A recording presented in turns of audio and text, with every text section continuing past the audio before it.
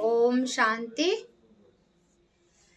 जब हम परमात्मा की ओर बढ़ते हैं तो हमें महसूस होता है कि हमें बहुत दुख हो रहा है, बहुत दुख हो रहा है।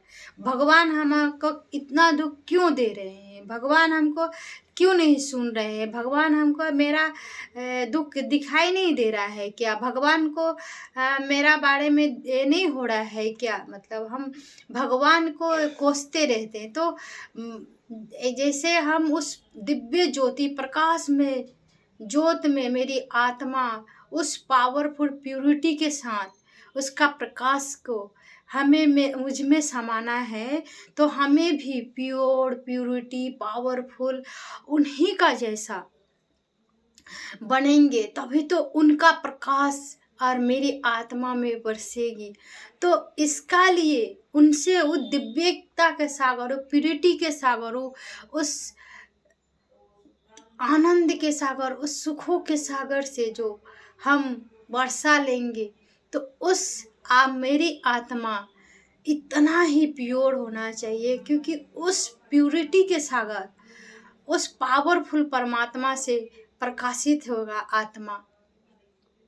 तो उस परमात्मा को क्या प्रकाश पाने के लिए, दिव्य प्रकाश पाने के लिए, तो आत्मा में भी दिव्यता होना है।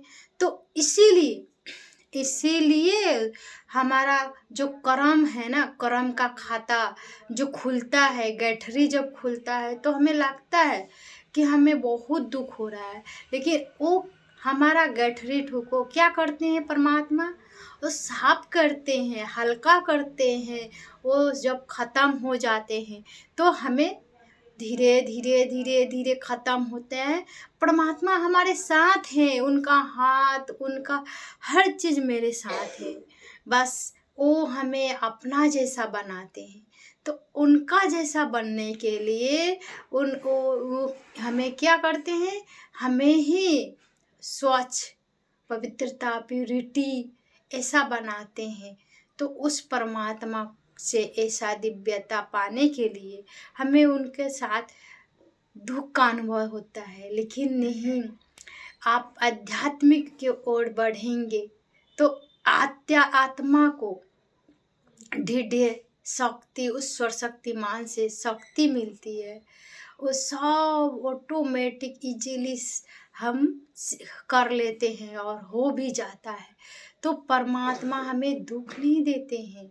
हमारा जो कर्म खाता है उसको साफ करते हैं।